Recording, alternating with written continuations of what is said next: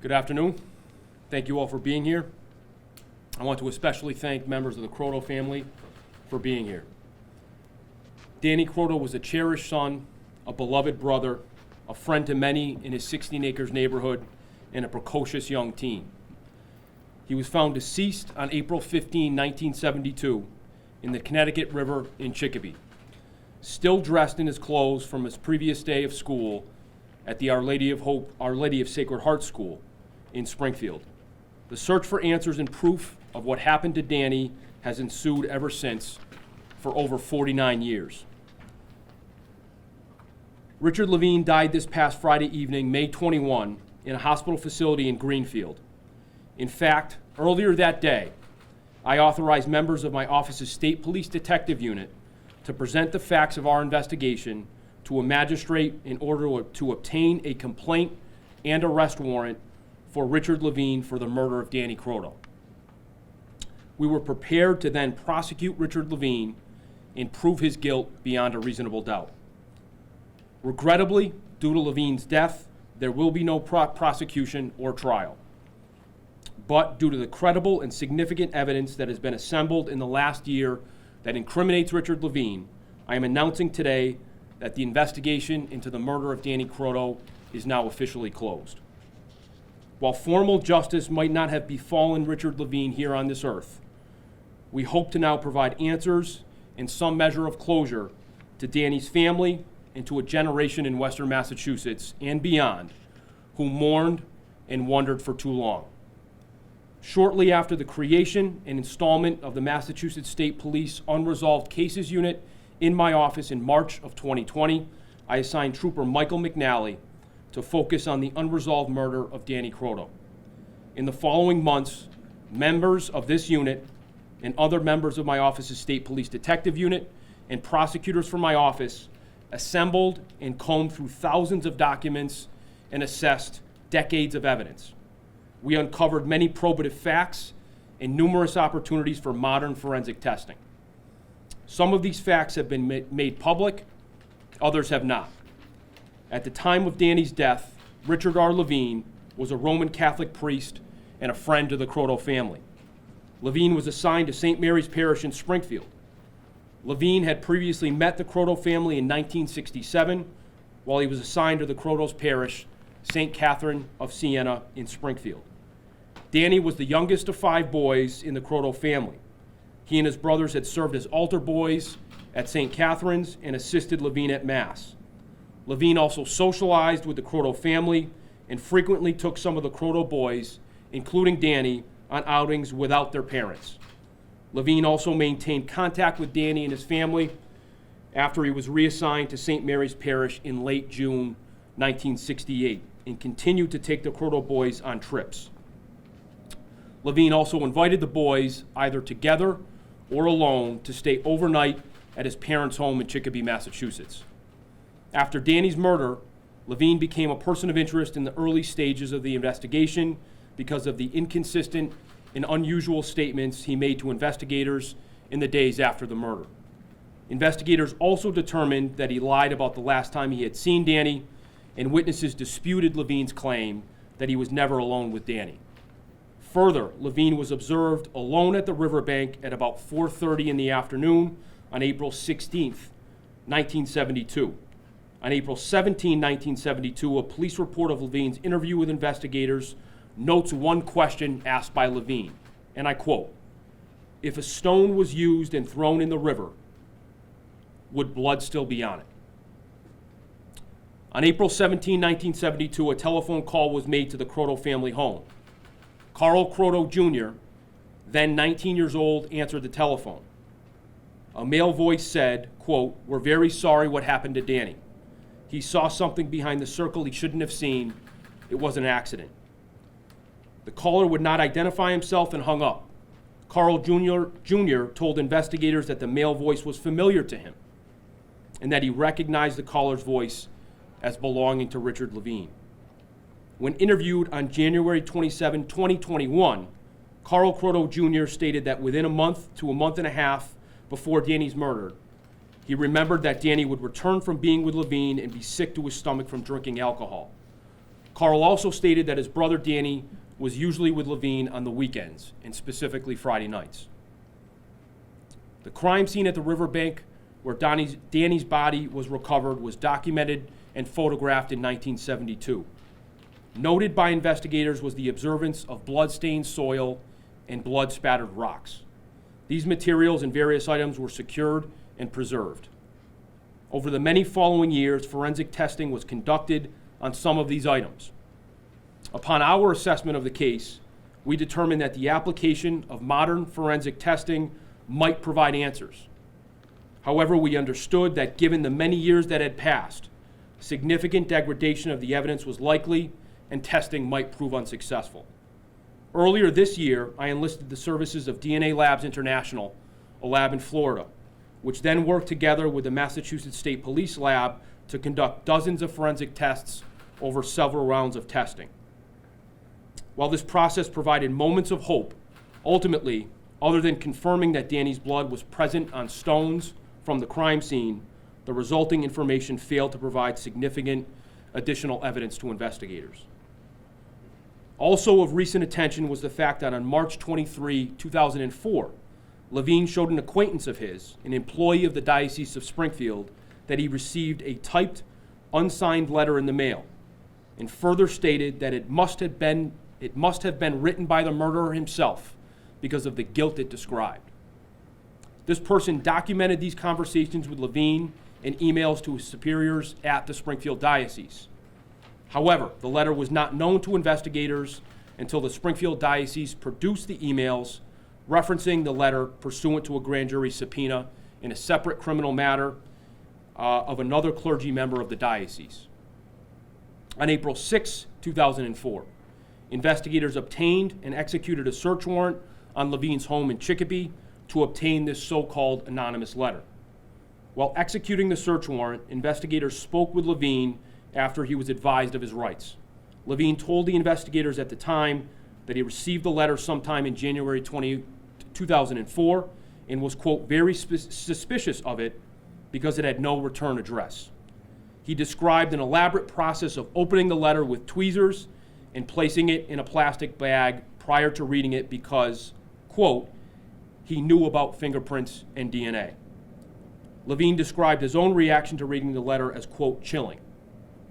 Investigators also learned that Levine told the acquaintance that he did not provide the letter to investigators because, quote, nobody would believe that he, meaning Levine, did not write it. The letter, its envelope, and a copy were obtained by investigators. On March 5, 2021, I engaged the services of Dr. Robert Leonard, an expert in forensic linguistics, to conduct an authorship analysis of the letter seized from Levine by investigators in 2004 and compare it to known writings of Levine gathered during the investigation. Dr. Leonard is a highly qualified expert and a tenured university professor on the topic of linguistics. Forensic linguistics applies the science of linguistics to legal cases. This type of analysis involves the examiner comparing question documents with documents of known authorship to discern linguistic patterns to determine whether a hypothesis of common authorship can be declared. This science is capable of the inclusion or exclusion of an individual from having possibly authored a question document. For his examination, Dr. Leonard was provided copies of the previously mentioned letter seized by investigators from Levine in 2004 and 10 writings that we assembled known to be written by Richard Levine. Just this past Friday, May 21, 2021, Dr. Leonard informed my office that based upon a review of the materials that had been provided to him, in his opinion, to a reasonable degree of scientific certainty, and I quote from his report, language patterns in the question document are consistent with language patterns in the known Levine documents to the point that Richard R. Levine cannot be excluded as a possible candidate of authorship. Further, based on the trajectory of the investigation, I recently authorized investigators to attempt to speak with Richard Levine. Over a series of 5 days, on April 14, April 15, April 16, and April 17 of 2021, and finally on May 4, 2021, Massachusetts State Police Trooper Michael McNally conducted a series of interviews with Levine, totaling a dialogue of approximately 11 hours. All interviews were audio recorded with Levine's consent. The interviews were conducted at a local medical facility where Levine was a patient. The investigator's status as a Massachusetts State Police trooper and his role as an investigator into the circumstances surrounding Daniel Croteau's death on April 15, 1972 were made clear to Levine. Prior to speaking with Levine on each date, Levine was oriented to time and place and was not under the influence of any medications that would adversely affect his decision-making or ability to communicate. Levine voluntarily agreed to speak with the investigator on each day and was advised he could stop questioning or request that the investigator leave his room at any time. Levine was also provided Miranda warnings in 3 instances when it was deemed legally appropriate.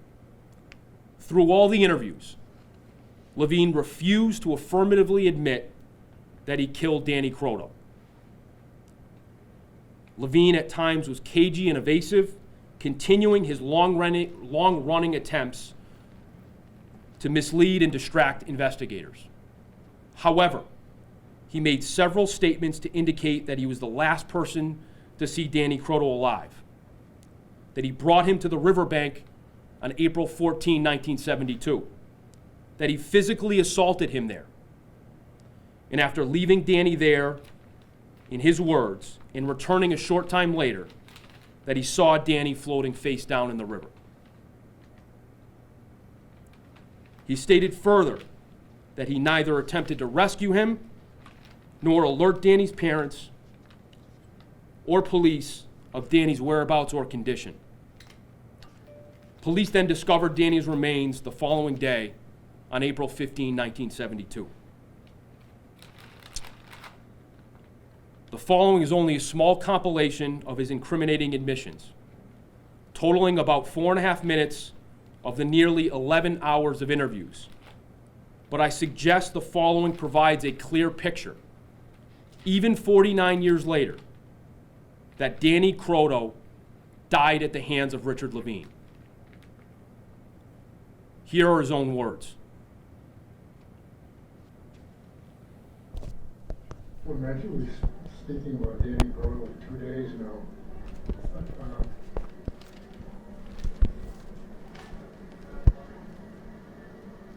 He was a strange,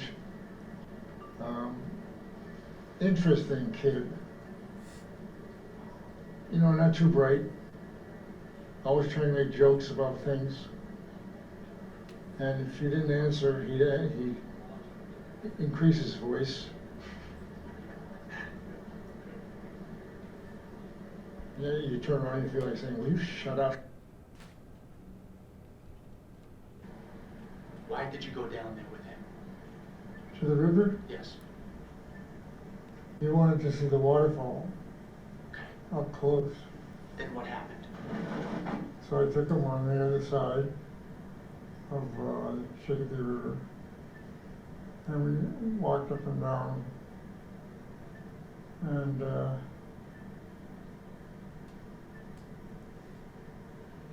that's all I can remember about that. Why did you hit him when he was down by the riverbank? Why would you do it down there?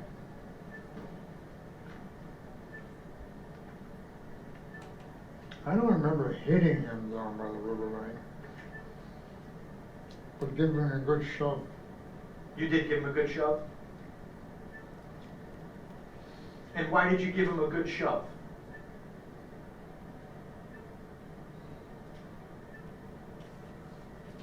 Because he was being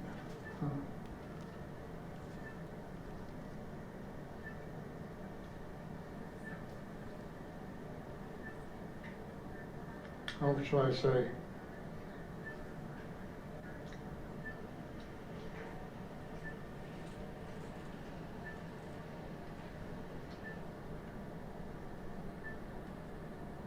Well, for the same reason you probably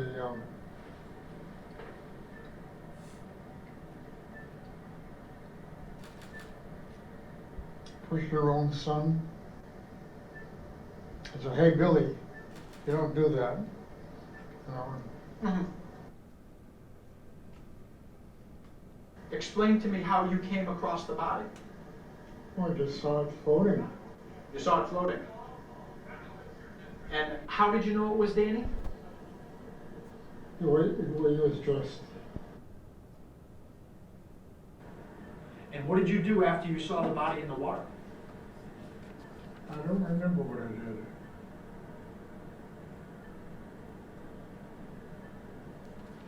I don't remember telling anyone. Did you tell the police? I don't believe I did. I don't believe you did either. Did you confide in any friends? No, it's not something I confide in.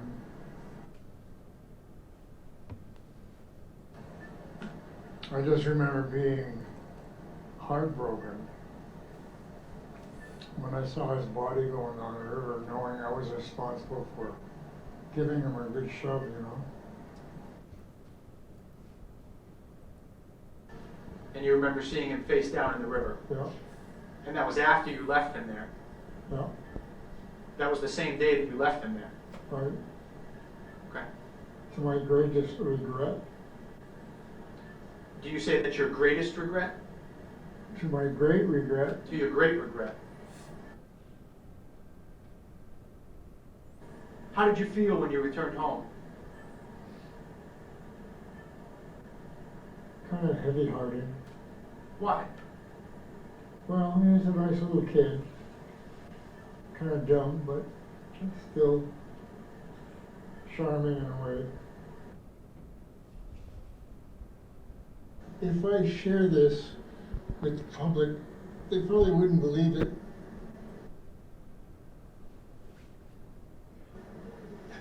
When I say they wouldn't believe it, they would probably build conjecture around the revelation that I make. Yes. I'd sooner forget the whole thing, frankly. And see him face down in the water is just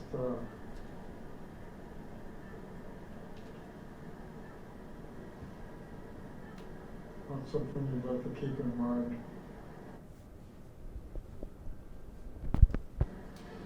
Do you feel you've put that out of your mind? Yeah, pretty much. Because as far as I know, you've never told this to anyone else before. No, I haven't. Why? Why tell it?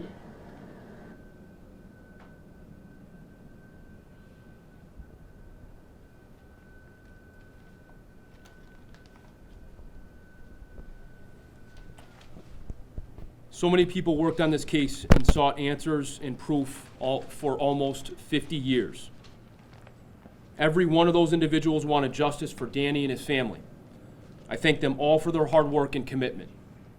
In my administration, the conclusions presented today and answers we've been able to provide would not have been possible without the tireless work of a handful of people. This team included Detective Lieutenant Sean Marr, Trooper Thomas Sullivan, Chemist Kaylin Drugan, Assistant District Attorney Beth Dunphy-Ferris, and Trooper Michael McNally. Mike, who spent many hours with Levine, invested so much energy and effort into this case, all in honor of Danny and his family. I thank you all. Danny's parents, Carl and Bernice, told reporters later in their lives that they just wanted answers about what happened to Danny. Based on the accumulation of historical evidence, the evidence gained in the last year, and the admissions of Richard Levine, I believe we now have those answers. While they didn't come in time for Danny's parents to hear them, I hope that the answers provided today are helpful to Danny's remaining family and the concerned public. Thank you. Joe Croteau is going to address the media briefly and will not take any questions. Please. The first thing I want to say, to hear the voice of a sociopath like that guy is bone-chilling.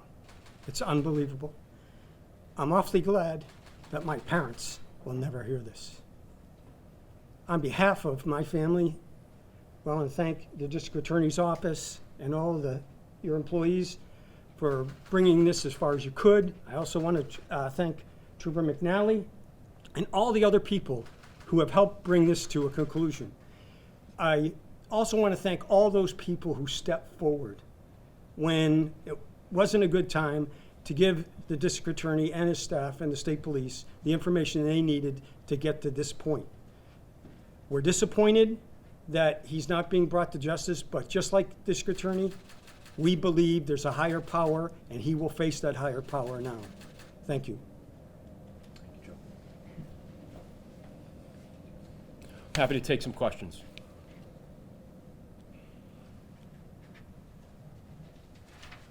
Could you explain again, and I think I missed it, how you got the letter in 2004, how that came about?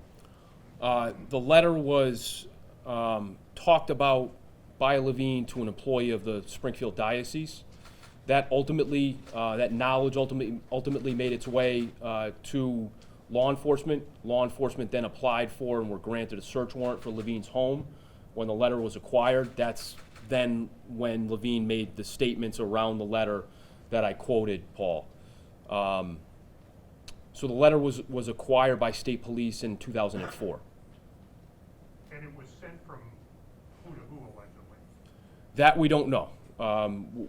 Again, our conclusions here today, based on Dr. Leonard's report and the contextual assumptions, was that Levine wrote the letter himself, and it was never sent from anyone to anyone.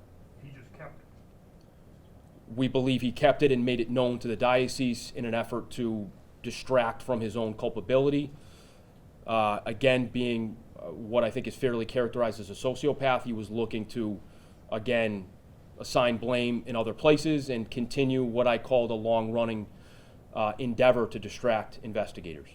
So this wasn't, just to be clear, this wasn't a letter that the diocese concealed then? It wasn't something that they had that they kept from you?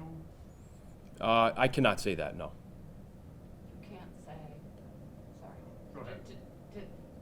But you had to compel them to hand over the letter. There was a short period of time where we believe the diocese was in knowing possession of the letter. The letter then came to investigators through a separate investigation in a grand jury subpoena that the diocese answered. And in part, they provided emails that indicated the existence of this letter. So it's not like they were unaware it was just lying around somewhere. They didn't give it over until they got a grand jury subpoena, correct? They did not give it over prior to having to respond to a grand jury subpoena. It was a relatively short period of time, but that is, sort of a separate matter. Yes, Mr. Dobbs. So he was in a medical facility when you were conducting these interviews. Was he still a resident of Chicopee before that? He was. And there was, he was in and out of the hospital during that period of time. So those April dates and that May date, he had gone home and then returned to the hospital. Do you have any idea of how he supported himself during this time? Was he working? Was he on a pension from the diocese? Or? I don't know his means of sustenance. I can say he did not have a job. He did not work, at least in the last several years in my administration. Any sense of why he decided to almost come clean now? I cannot delve into the mind of Richard Levine. Those are answers we won't have. I can say the work of Trooper McNally was extraordinary and developed a rapport within the confines of his work as a trooper, being very clear the purposes for his conversation with Levine, but still, as a skilled investigator does, allowing for a dialogue that ended up in admissions that had never been made before. Would that admission been fully enough to put him away? Again, that calls for some speculation, but it was my belief, as I indicated this past Friday, I had a meeting with my team in the afternoon, and based on the accumulation of evidence, and in particular those admissions, As a prosecutor, I believe that I was fulfilling my ethical duties by moving for the charge of murder against Richard Levine based on the evidence we had, and I believe we could prove it. And just this year, how many more claimants have you received from the Diocese of Springfield regarding Levine? Any more? Say that I missed a. How many more sexual abuse cases have you received this year from the Diocese of Springfield regarding Richard Levine? None that I know of regarding Richard Levine. And did the diocese cooperate in any way with this investigation that you've had for the last 18 months or so? There hasn't been an opportunity for them to either cooperate or not.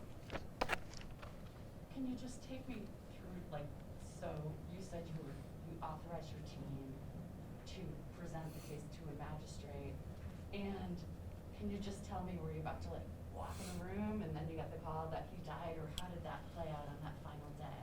So we met at around 3 o'clock on Friday. We had a somewhat brief discussion, given the fact that we were all aware of where we stood with the case. Dr. Leonard's conclusions were essentially known at that point. And I authorized the team, and specifically Trooper McNally, to arrange to present this to a magistrate out of the Chicopee District Court. That was going to happen either on Saturday or Sunday, depending on some circumstances, and we learned Friday night, mid-evening, that Mr. Levine had passed.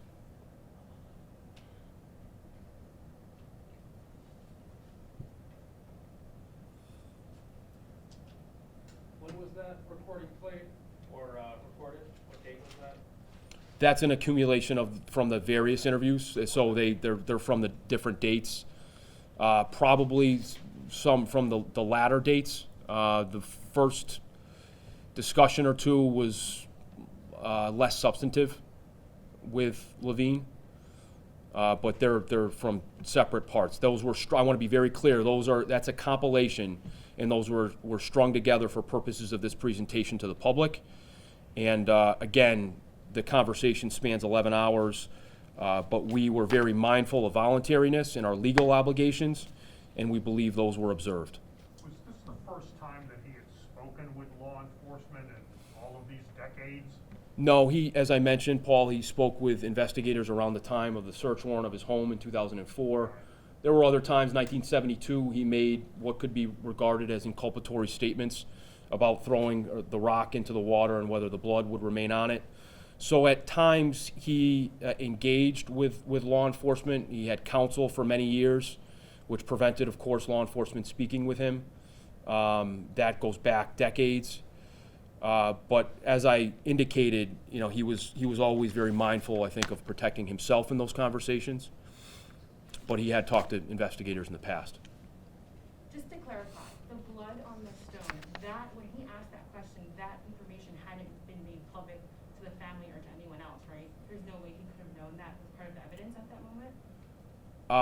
I'm not sure I can answer that question. He references his throwing a stone into the river, and that would have then, his question is around whether that blood would have come off the stone.